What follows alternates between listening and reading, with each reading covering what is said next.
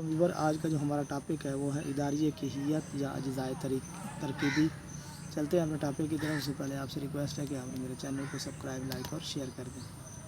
Doctor مسکین علی حجازی اپنی کتاب اداریہ نویس میں لکھتے ہیں کہ تجربہ کار اداریہ نویس اپنے علم، مطالعے اور تجربے کے لحاظ سے غیر شعوری طور پر ان تمام باتوں کا خیال رکھتا ہے جو اداریہ نویس کے طریقہ کار میں کار فرما ہوتے ہیں، یعنی اداریہ کی ماہیت اور اجزائے ترکیبی کے بارے میں کوئی خاص اصول متعین نہیں ہو سکتے اور اس کا زیادہ تر انحصار اور اداریہ نویس کی آراء، تجربہ اور مسئلے کی نوعیت پر منحصر ہے۔ تاہم پھر بھی ماہرین صحافت نے اداریہ کے لیے مندرجہ ذیل 4 اجزائے ترکیبی کو لازم قرار دیا ہے۔ عنوان، وضاحت یا تجزیہ و تبصرہ یا بحث و دلیل، تعارفی پیرا اور نتیجہ یا حاصل بحث۔ پہلے نمبر پر ہے عنوان۔ اداریہ کے عنوان میں کسی واقعے کے خلاصہ کو چند الفاظ میں بیان کیا جاتا ہے۔ یہ اداریہ کے شروع میں دیا جاتا ہے جس سے قاری اس بات کا اندازہ لگا لیتا ہے کہ اس اداریہ کس موضوع پر، واقعہ یا مسئلہ پر لکھا گیا ہے۔ مثلاً سری لنکن ٹیم دہشت گردوں کا حملہ، پاک و بھارت مذاکرات، جمہوری نظام کو خطرے میں نہ ڈالیں۔ تعارفی پیرا۔ اداریہ کے عنوان کے بعد تعارفی پیرا میں سب سے زیادہ ضروری بات یا حقیقت بہت اختصار کے ساتھ بیان کی جاتی ہے، جس کا اندازہ انتہائی مؤثر ہوتا ہے۔ اس کے پڑھنے سے قارئین کو فائدہ واقعہ کے چیدہ پہلوؤں سے آگاہی و معلومات سے آشنائی ہو جاتی ہے۔ بحث و وضاحت۔ یہ اداریہ کا سب سے اہم حصہ ہوتا ہے۔ اس میں واقعہ، مسئلہ اور خبر کی پوری تفصیلات سے پیش کیا جائے اور یہ مسئلے کے تمام پہلوؤں کو زیر بحث لا کر دلائل دیے جاتے ہیں اور حقائق کو اتنے منطقی انداز میں بیان کیا جاتا ہے قارئین مسئلے کی نوعیت کو بآسانی سمجھ سکتے ہیں۔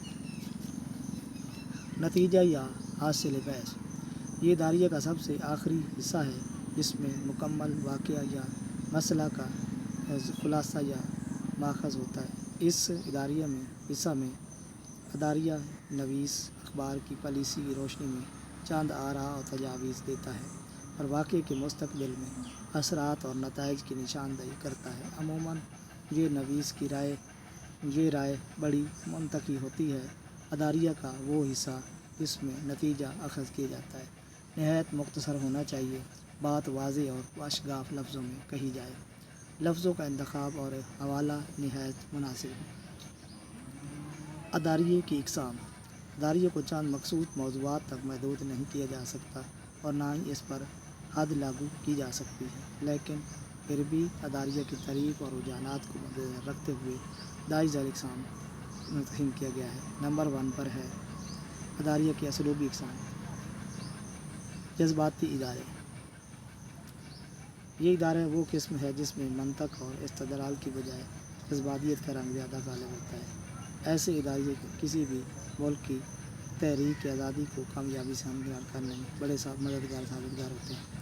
ایسے ادارے کو غیر معمولی طریقوں یا غیر معمولی واقعات کے دوران بنیادی اہمیت حاصل ہوتی ہے۔ ایسے اداروں کو غیر معمولی طریقوں یا غیر معمولی واقعات کے دوران بنیادی اہمیت حاصل ہوتی ہے۔ برصغیر میں تحریک پاکستان اور اسے قبل کے دور میں ایسے اداروں کو پذیرائی ملتی تھی۔ 1965 اور 1971 کی پاک بھارت جنگ کے دوران بھی ادارتی صفات پر جذباتیت کا رنگ غالب رہا۔ عموماً جذباتی ادارے وقت اور حالات کو نزاکت سے خود بخود مرز وجود میں آتے ہیں۔ موجودہ دور میں ایسے ادارے بہت کم لکھے جاتے ہیں۔ مولانا ظفر علی خان اور مولانا محمد علی جوہر نے کسی قسم کے اداروں سے شہرت کے آسمان کو چھوا۔ سنجیدہ ادارے کی اس قسم میں جذبات کا کوئی عمل دخل نہیں ہوتا۔ اس میں بات چٹان جیسی سنجیدگی سے کہی جاتی ہے۔ ایسے ادارے 1971 میں مشرقی پاکستان کی علیحدگی کے دوران دونوں طرف یعنی مشرقی اور مغربی پاکستان کے اخبارات میں لکھے گئے تھے۔ مثال کے طور پر انہیں دونوں اپنے اداریہ لکھنے کی وجہ سے ذوالفقار بھٹی نے پاکستان ٹائمز ایڈیٹر زیڈ اے سلیری کو ارادت سے الگ کر دیا تھا۔ آج تک اتنا ہی، نیکسٹ ویڈیو